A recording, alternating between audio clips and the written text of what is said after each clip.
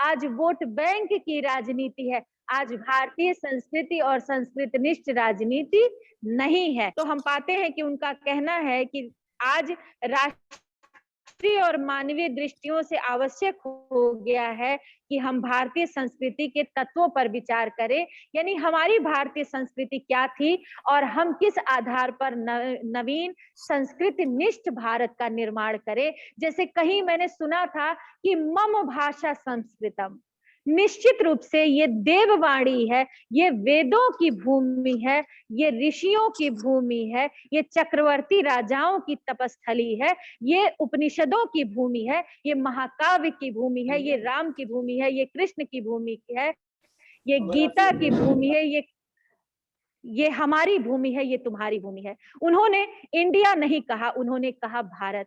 तो मैं दीनदयाल उपाध्याय जी को जितना ही देखना चाहती हूँ, जितना ही पढ़ना चाहती हूँ, मुझे कुछ नया मिलता रहता है कि बस यही कहूंगी कि ये मेरा भारत है, तुम्हारा भारत है। ये सावयवता है, पाक्षिक नहीं है, सिर्फ हाथ, कान, नाक, आंख, मुंह, गला अलग अलग नहीं है, बल्कि एक व्यक्तित्व है दीनदयाल उपाध्याय जी का, ये एकात्म मानववाद। और शरीर के जिस प्रकार शरीर के सभी अंगों को भरण पोषण और देख रेख और रख रखाव की जरूरत होती है, उसी तरह समाज के हर तबके को जरूरत होती है देखभाल, रख रखाव और केयर की।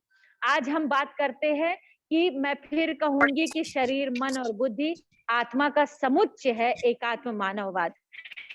एकात्म मानववाद का उद्देश्य प्रत्येक मानव को, जो मैं अंतिम बात कहना चाहूंगी कि एकात्म मानववाद का उद्देश्य ही है प्रत्येक व्यक्ति को गरिमामय जीवन प्रदान करना। पंडित दीनदयाल उपाध्याय के अनुसार पूंजीवादी एवं समाजवादी विचारधाराएं मानव के शरीर एवं मन की आवश्यकताओं पर विचार करती हैं, इसलिए वे भौतिकवादी उद्देश्य पर आधारित हैं। साथ ही उन्होंने एक वर्गहीन, जातिहीन और संघर्ष मुक्त समाज की व्यवस्था की थी। पर एकात्म मानववाद ये समग्र की बात करता है, समग्रता यानी टोटलिटी,